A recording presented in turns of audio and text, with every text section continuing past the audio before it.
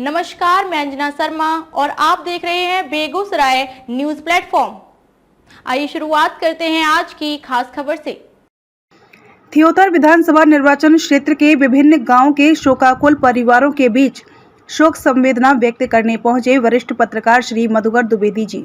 आपको बताते चले कि थियोतर विधानसभा निर्वाचन क्षेत्र के विभिन्न गांव में शोकाकुल परिवारों के बीच शोक संतप्त परिवारों को ढांढस बंधाने, श्रद्धांजलि अर्पित करने शोकाकुल परिवार के बीच पहुंचकर वरिष्ठ पत्रकार भारतीय जनता पार्टी के जनप्रिय नेता आदरणीय श्री मधुकर द्विवेदी जी ने शोक संवेदना व्यक्त किए और ईश्वर से प्रार्थना की शोकाकुल परिवार को ईश्वर इस पीड़ा को सहन करने की शक्ति दे एवं गोलोक गगन वासियों को अपने श्री चरणों में स्थान दे। उन सबका आशीर्वाद स्वजनों को हम सब को मिलता रहे, यही हमारी ईश्वर से प्रार्थना है।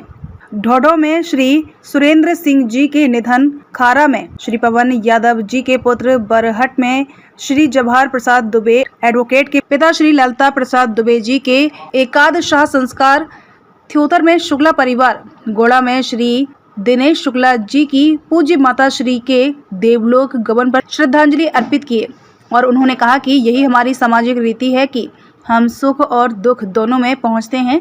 सुख के बारे में कहा जाता है कि परम पद की प्राप्ति हो, मोक्ष प्राप्त, गोलोकवास मिले, उनकी आत्मा को शांति प्राप्त हो, वही कामना करने आए हैं। आपके दुख में हम लोग सहभागी हैं।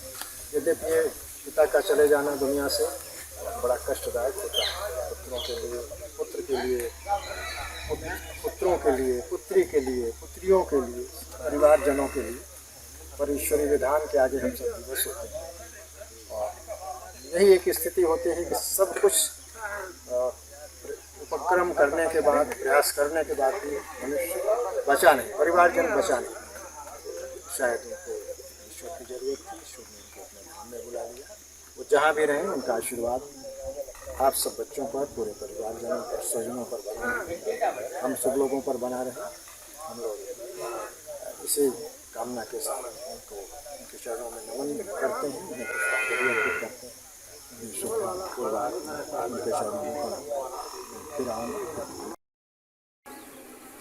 बड़े दाऊ हैं, जो भी रिश्ता होता है परिवार में, वो स्थिति ही एक तरह से संबल देती थी, लेकिन संबल का वो जो सूत्र था अब वो टूट चुका है। अब वो इस दुनिया में शायद ही लौट के कभी नहीं, लेकिन उनकी यादें, उनकी स्मृतियाँ ही आप लोगों को जीवंत रखें, क्योंकि माता और पिता ये ऐसे होते हैं जिन्हें भगवान का दर्जा दिया गया है। हम ईश्वर की प्रार्थना में कहते हैं, त्वमेव माता च पिता त्वमेव, त्वमेव बंधुश्च सखा त्वमेव, त्वमेव विद्या द्रविणम त्वमेव, त्वमेव सर्वम मम देव। प्रभु से प्रार्थना करते हैं कि आप हमारे माता हैं, हमारी माता हैं, फिर आप हमारे पिता हैं, यानी आप भगवान हैं, ईश्वर हैं, लेकिन पहले आप हमारी माता हैं, हमारे पिता हैं। तो माता पिता का जो स्थान है, जो दर्जा होता है, वो तो ईश्वर के तुल्य माना है।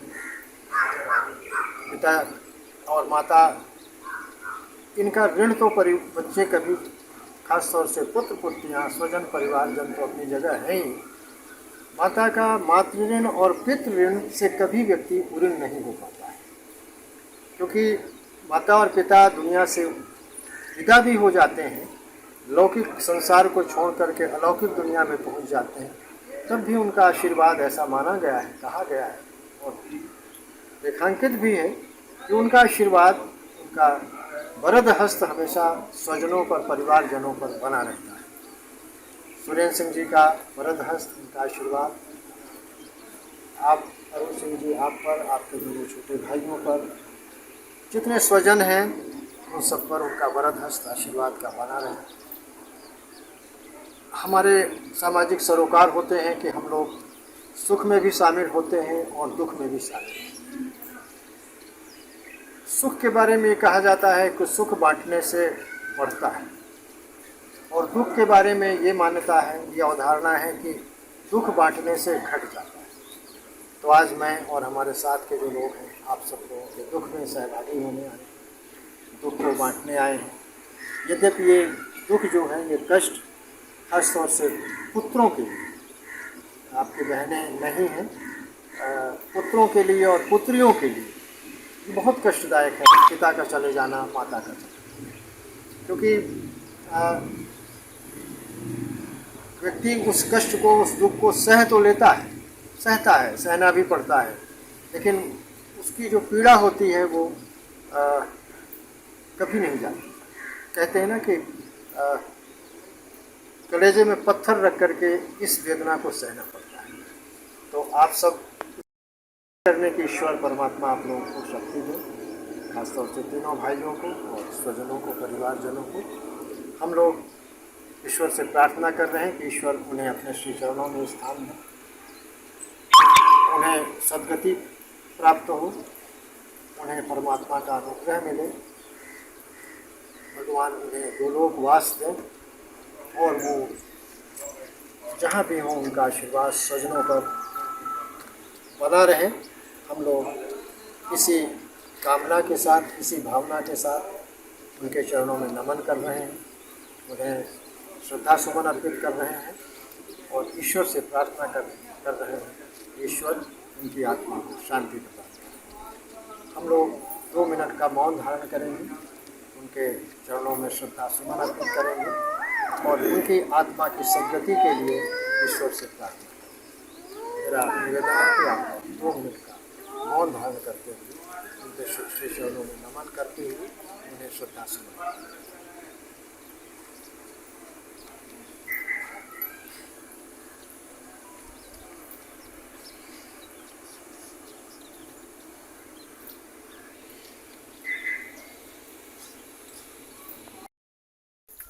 क्योंकि तो वो अबोध था, जैसा मैंने कहा, अभी उस दुनिया ही नहीं देखा था उसने। अभी उसको तो उसका जीवन, सारा जीवन ही पड़ा था, उसको बहुत आगे बढ़ना था।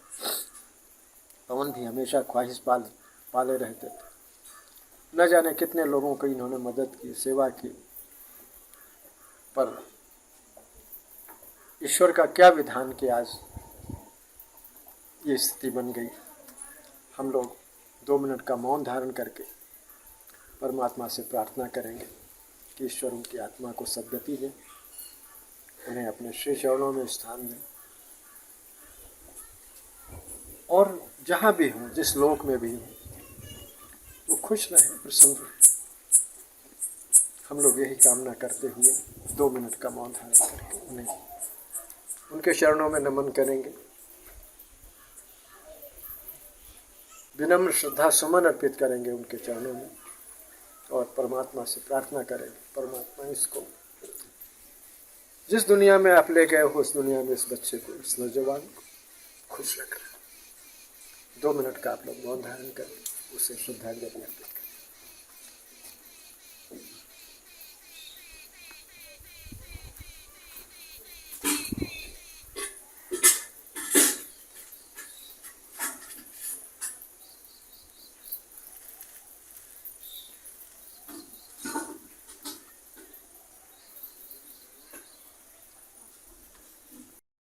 होता कि चलो उम्र पूरी हो गई थी, भगवान ने बुला लिया, पर उसने तो अभी जिंदगी को देखा ही नहीं था। वो तो 20-22 साल का नौजवान था, उसका भविष्य था, उसका सपना था। माता पिता, घर के परिवार के सब बड़े सब सपना पाल के बैठे, लेकिन शायद ईश्वर को कुछ और मंजूर था और एक दुर्घटना में वो नौजवान दुनिया से चला गया। मित्रों, ये कैसा विधान है परमात्मा का। बहुत सारे लोग दुनिया से जाना चाहते हैं, उम्र दराज हो जाती है, तकलीफ होती है, पीड़ा होती है, बीमारी होती है, असाध्य रोग होता है। वो भगवान से प्रार्थना करते हैं, भगवान हमको उठा ले, लेकिन भगवान नहीं उठाते। एक नौजवान को उठा लिया, कैसा विचित्रता है उनके सृष्टि में, उनकी संरचना में। दुर्घटना होती है, बच्चा काल कवलित हो जाता है। कितनी खुशी से निकला होगा घर से और आया तो किस रूप में आया। पवन, हम सब लोग भाई आपके साथ हैं, बहुत सारे लोग आपके साथ हैं।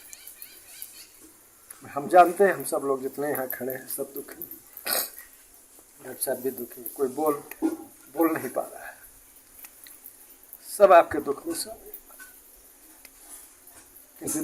लेकिन शायद ईश्वर को यही मंजूर था। हम सब लोग आपके साथ हैं, ये जानते हुए भी कि ये बहुत बड़ा दुख है, पर ये दुख आपको ही सहना पड़ेगा। इसको सहिएगा।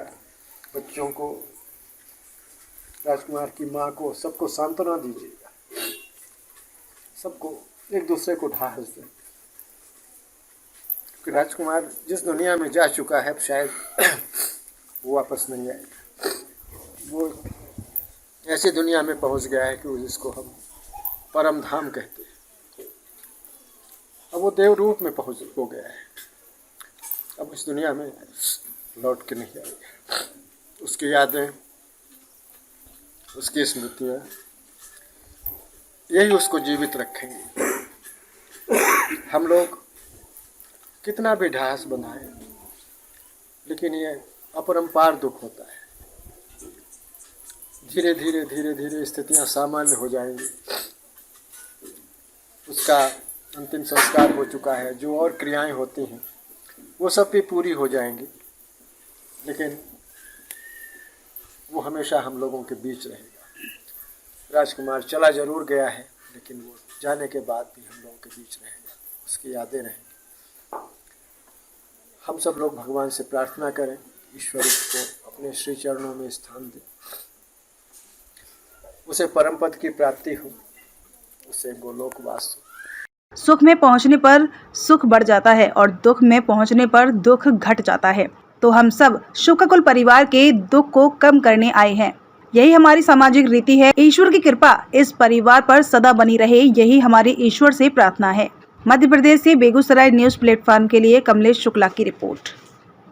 खबरों में अब तक के लिए बस इतना ही। फिर होगी आपसे मुलाकात ऐसी एक खास खबर के साथ। तब तक के लिए नमस्कार और देखते रहिए बेगूसराय न्यूज प्लेटफॉर्म।